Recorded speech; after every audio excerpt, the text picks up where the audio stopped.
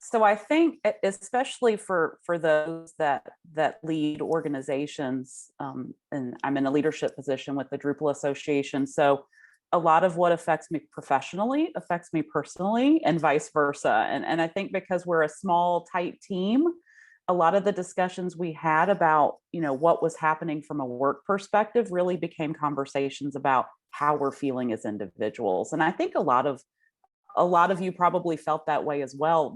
We had to have such a deep caring for each other and create space to not be okay sometimes. And for me personally, so there was some joyous moments of 2020 in that, I got married in January.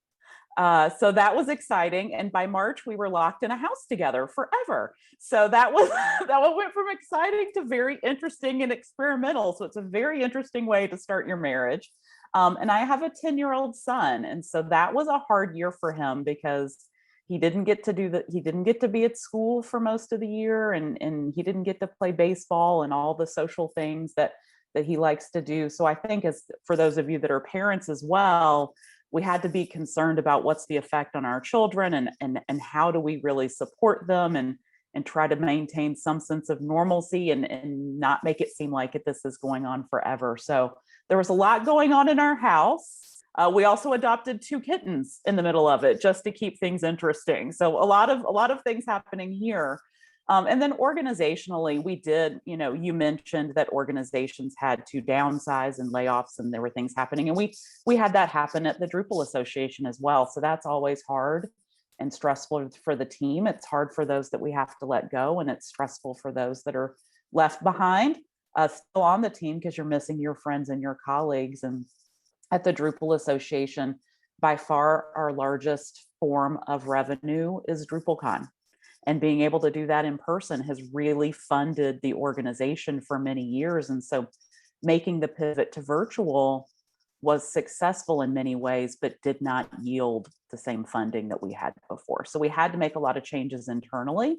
We're starting to turn the corner a little bit as we look at 2022, and can we go back in person, and what does that look and feel like?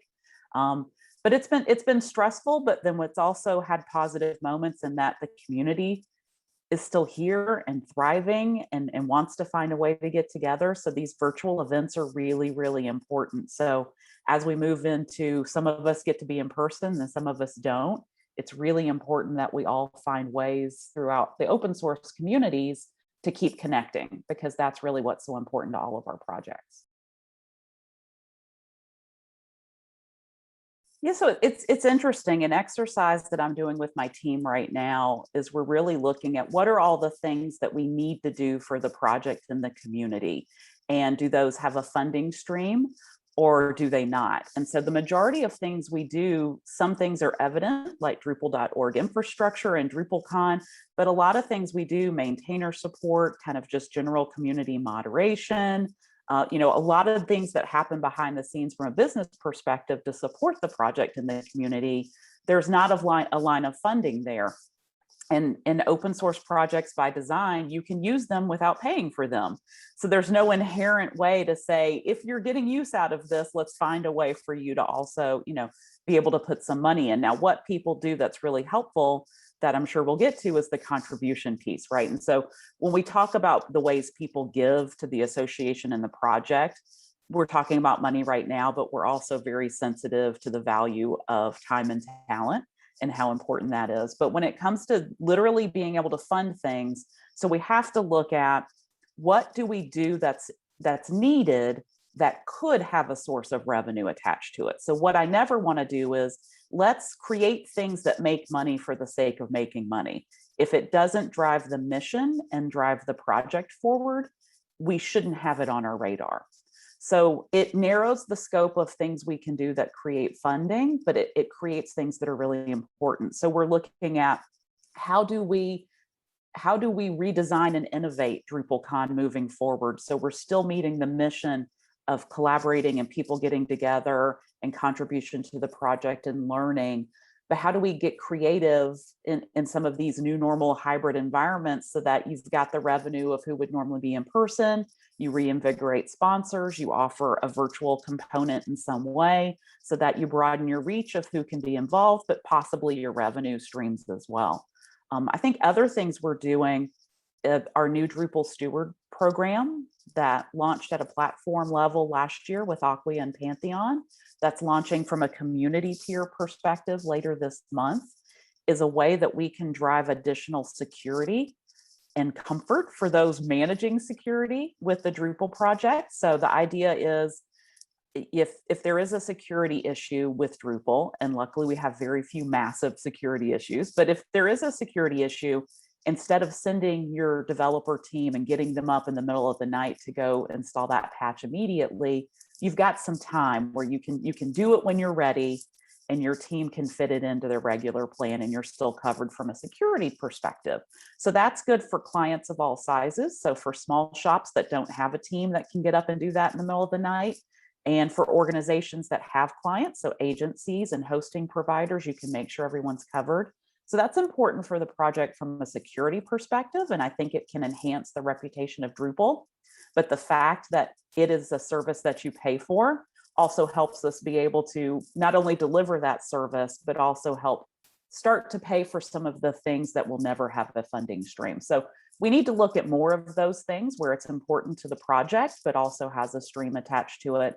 And I think the other piece that the community has done very naturally that we haven't talked about a lot is just when people give, they sign up right now as a member and they give money, and they may give a little bit of money, and that's really substantial and meaningful to them, or they may give a few $100s or euros or whatever the case may be. And it's okay wherever you are in your life and in your career. But for everyone that does donate, that really helps us do all those things that matter that will never have revenue attached. So that's another way that the community can really support the work that we're doing in collaboration with everyone. This is a subject that is top of mind for all of us at the Drupal Association. So we created a strategic plan in 2020. And one of the main pillars of that strategic framework is enabling more contribution. And we know that increased contribution helps to further innovate Drupal. So the more contributions we have, the more innovative Drupal is, and everybody wins in that scenario. So we want to make sure that we understand where is friction for people that want to contribute, but can't do that easily. And so we're addressing that. And then we're looking at how do we further recognize and reward those that do contribute. So there's a few things there. One is we can remove friction as part of our planned further migration to GitLab. And so those of you that saw the Dries note saw the video of how it is today and the vision of what it can be tomorrow, right? And I think the GitLab migration is really important. So our engineering team over the past year and a half has already started to put things on GitLab. And I think those things have been really helpful. Merge requests, issue forks, those things. But when we are able to move everything to GitLab, which is an environment that has modern tools and makes it easy, and people from any project environment know how to easily come in and contribute to Drupal, and it's not so different that it's hard to do, I think that's going to help remove some of that friction so that people can more easily contribute.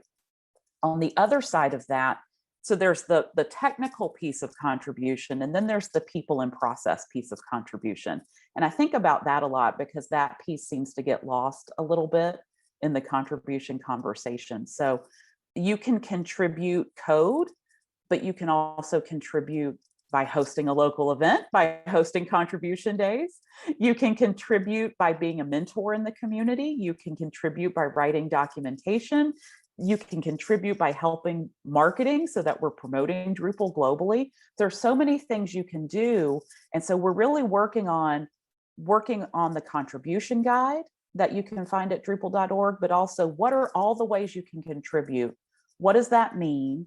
How do you get involved? And then how do we get the right people in the right places without them having to figure it out all by themselves? So open source has been really good about, I figured it out the hard way, you can go figure it out too, but that's not the most inclusive opportunity for us all, right? So how do we help each other find those opportunities to contribute, make it easier to get to the table to contribute, whether that's virtually or in person, and have those opportunities. And then things that we're doing on the engineering side, like expanding contribution roles for community contribution, so that when you go to your profile, it'll show I'm an event leader, I'm a mentor, I help with documentation. And so those things will be listed soon as well, so that you really are we're better recognizing all the different kinds of contribution. When it comes to where contributions needed most right now, so I'm going to put on my Dries hat, because we just had this conversation yesterday. I'm about half his height and my hair is not nearly as cool, but I'm going to put on my Dries hat for just a moment and say that the strategic initiatives that he outlines in the Dries note, both last year and this year, are really important to move Drupal forward. And so we had a real focus on that at DrupalCon North America this year. So those videos are out, they're public, they're on our Drupal Association YouTube channel. I highly recommend people go watch. There are keynotes about what is the strategic initiative about, how does it help Drupal, and then there are contribution opportunities that are tailored to that.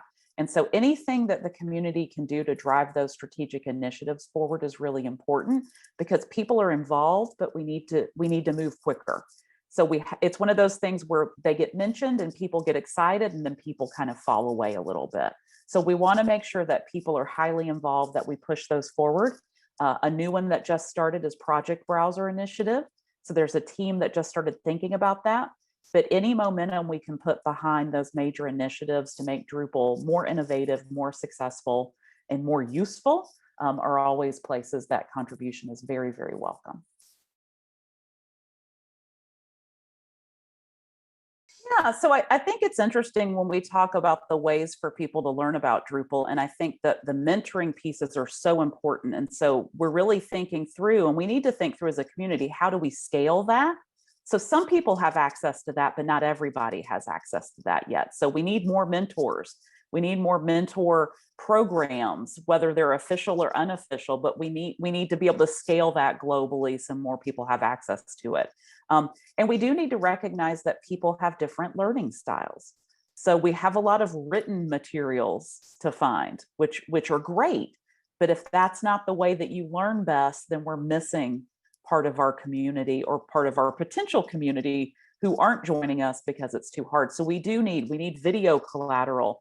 We need to take, what are all the great recorded sessions that have happened at Drupal events around the world? How do we curate training playlists or some kind of educational playlist so people say, I want to learn about this. Well, here's a global experience of different languages, different perspectives about how to do this thing, so that people can find what is really meaningful to them and in a way that they learn. So we need to think about, how do we use what we have more effectively, and then what is missing that we need to create. And part of what was missing, at least in my view, that we've created from the Drupal Association side is this program called Discover Drupal. And so you mentioned the asking for the laptops. And so this is a pilot program. We're trying something completely new. We did not think of it ourselves, much like anything we do. It's a community initiative, but I really believe in our role as the association to be collaborators and conveners. And so what I mean by that is, let's take the great ideas and the great talent and the great things that exist in the community, and then we can use our ability to pull those things together and to launch them and to make them happen. And so that's what we're doing with Discover Drupal. So a group of training organizations had been talking about, how do we kind of put our curriculums together, or at least in a way that people can work through a significant learning experience to be able to get a job in the Drupal community. And so we worked with some trainers here in the US and Canada. I want them all over the world. So training organizations all over the world, call me, contact me, because we're ready for phase 2. But what we're doing is we're looking specifically at students that are underrepresented in our technology, but especially in the Drupal community.